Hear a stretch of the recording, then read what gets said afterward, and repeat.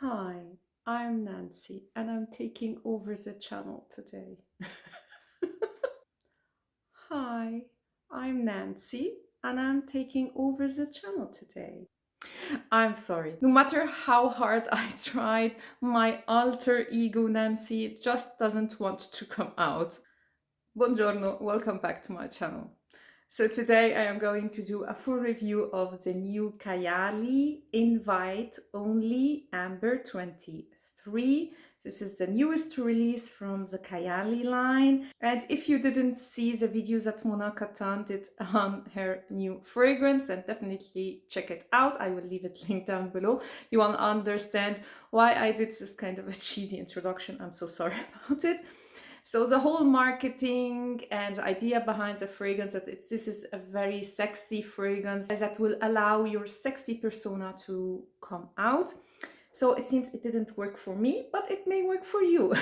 Anyway, let's get to the fragrance. The moment this fragrance was released, the hype was already on. I think everybody did a review on this fragrance. It's crazy. So I wanted to know what all the hype is about, especially that I didn't have good luck with the Kayali fragrances in general, so I didn't like the fragrances that I smelled till now. But when I saw the notes, I said, this will be maybe right up my alley, so let's check it. So in today's video, I'm going to tell you all about this fragrance. Is it sexy? Is it worth the hype? And most importantly, is it worth your money? And now let's jump in. So I will start by reading you the notes. So in the top you have black cherry, pipe tobacco, honey, Nutella, so chocolate and hazelnut. In the mid you have cinnamon, you have May rose, you have damask rose, you have citrus leaf. And in the base you have amber, cypriol, vanilla, oil of oud, so like authentic oud, not a synthetic one, benzoin, musk, sandalwood, patchouli. So there is quite a lot going on in this fragrance, and that scared me a little bit in the beginning. So let me start by my first impression. So when I first smelled this fragrance, I definitely got the cinnamon, the honeyed tobacco, and a lot of cypriol. So I love tobacco. I love cinnamon, especially like the combination honey and tobacco is one of my favorite combination in fragrances.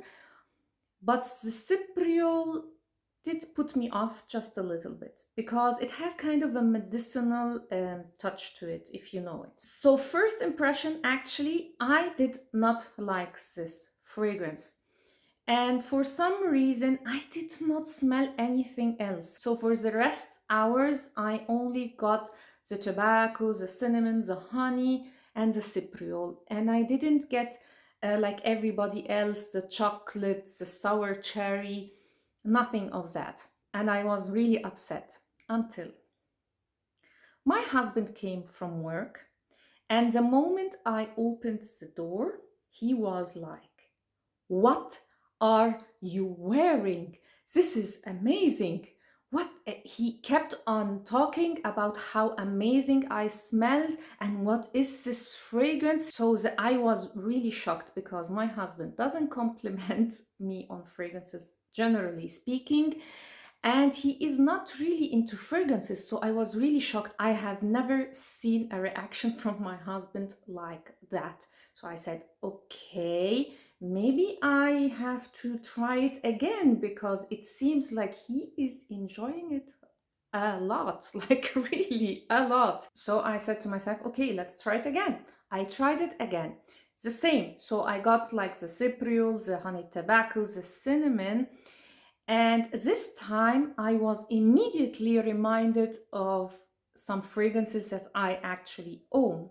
So the first fragrance that came to my mind was Harriet from Parfums de Marly, but I will get to that in a second. I also got this fruity touch that I didn't get the first time.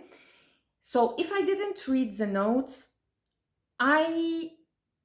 honestly, I would have never guessed there is sour cherry. There is a fruitiness, but it's not something that really jumps out, at least to my nose. But when I went on Fragrantica and read the notes of this fragrance again, I suddenly got the sour cherry and the chocolate. So to my nose, these two notes are not really the predominant notes in this fragrance. And it's really important to mention that because a lot of people want to try this fragrance because of these two notes. So the Nutella or like chocolate and hazelnut and the sour cherry. And I know a lot of YouTubers said that they get the note, it's really predominant. To me, it's not so much. It's there, but it's not the predominant note. Your experience may be different to mine because I also noticed that tobacco and cinnamon are two notes that my skin tends to love. So whenever I spray a fragrance that have these two notes, and also plum by the way, my skin just brings out these notes more than the others. So definitely keep that in mind. Again, a lot of YouTubers have a different experience. Everybody's skin is different, so keep that in mind. And speaking about especially the chocolate, I don't get it every time. So sometimes I get it, sometimes I don't. And every time I wear this fragrance, I get more notes than the others. So sometimes I get the chocolate, sometimes I don't get it, sometimes I get also the cherry, and sometimes I get both.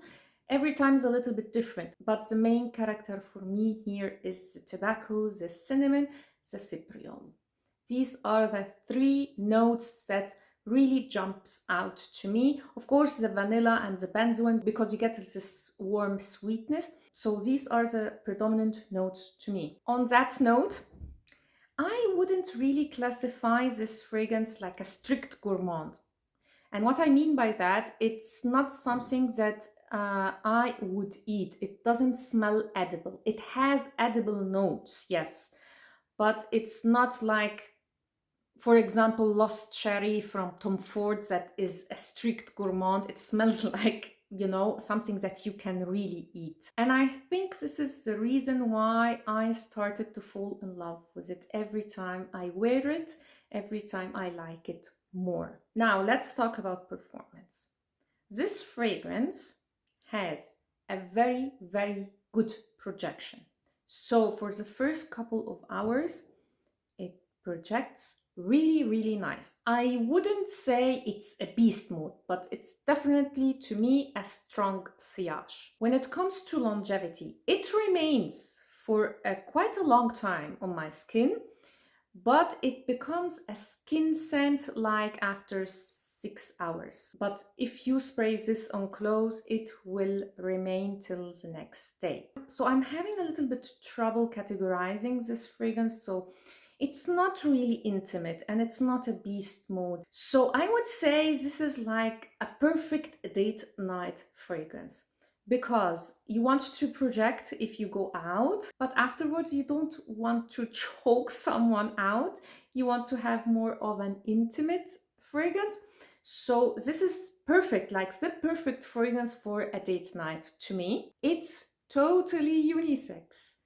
Like right in the middle, men and women can wear this fragrance without any problem at all. So I think this is the first Kayali that is considered a unisex, if I'm not mistaken. Now let's talk about the fragrances that Invite Only reminded me of. So the fragrances that I can compare it to are two Parfums de Marly. This is Harrod, I have a decant, and Ouajan.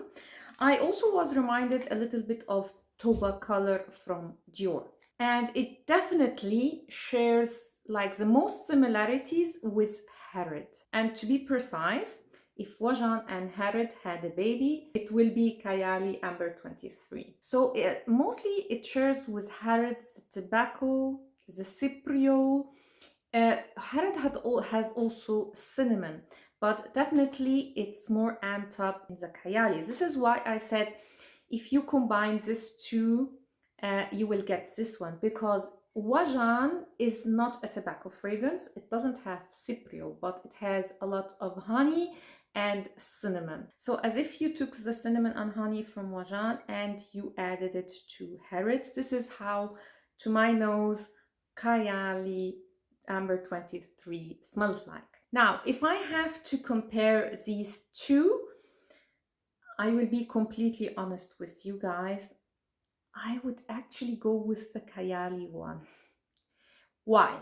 Although I really like Harrods and it's actually on my wish list, I am now really happy that I didn't buy it. Harrods just doesn't perform well on my skin. So if we are talking about longevity and projection, actually this one is much better. Also, to me, Harrod, although unisex, it does lean a little bit masculine, while this one is right in the middle. So if we ignore everything and we compare these two and you smell both of them side by side, you would say this is more masculine and this is more feminine, although both of them are totally unisex. So definitely Kayali wins the comparison. The other fragrance that came to my mind when I smelled this was a tuba color from La Collection Privée from Christian Dior. So I tested them side by side and I have to say they have something in common, but they are not similar like at all. Tuba color is very sweet. So if Kayali was not sweet enough for you, then definitely maybe check Tuba color. Tuba color is all about the tobacco, but has again loads of honey and plum, has unspecified oriental notes. To me, I smell cinnamon, for example, in this fragrance. It's very spicy. It's much more spicy and much more sweeter than the Kayali one. And to be honest, I would have never thought about comparing these two, was it not for the fact that I actually was wearing this the day before. They have the same vibe, let's say. So if you don't like tobacco and you are more of a strict gourmand, you want loads and loads of cinnamon and spice and honey, then definitely Wajan. If you want more tobacco and less sweetness, then I think you would love Harrod. If you want a really sweet tobacco, then definitely get Tuba color. But if you want to have a well-balanced fragrance that has tobacco but is oriental and sweet, then definitely Kayali is for you. So let's return to our Kayali. As you can see, I really like it, and the more I wear it, as I said, I like it even more. So my husband adores it. So sexy, yes. Is it worth the hype? Yes.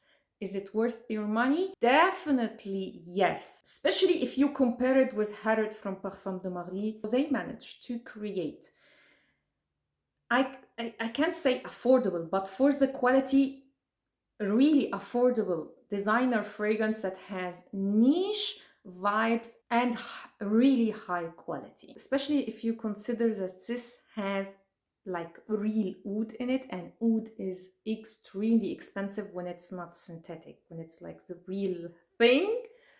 It's one of the most expensive, or the most expensive note in perfumery. So definitely for the price tag, it's amazing. You can't go wrong if you love the genre. And speaking about oud, I forgot to tell you, the oud here is not really predominant. It's not off-putting, even if sometimes I slightly get it. It's really in the background. It's not bonyardy or off-putting in any way. And actually, I smell more the cypriol than the oud. So if you don't like oud, don't worry. As I said, it has kind of this medicinal vibe that I think it comes from the cypriol, but it fades away quite quickly. And you are left with this very beautiful, warm, little spicy tobacco and amber. It's absolutely beautiful. I highly recommend it. Did it manage to bring out my alter ego? I have to say no. It takes more than a fragrance to bring my Nancy out. But anyway, definitely go and check Kayali Invite Only Amber 23. So that's it. I hope you liked this video and you found it helpful. And if you did, please give it a thumb up and consider subscribing to my channel. I do here a lot of fragrance reviews and I have quite exciting videos coming very soon to my channel. So definitely hit also the notification button so you will get notified when I upload a new video. Thanks a lot for watching and see you next time. Ciao.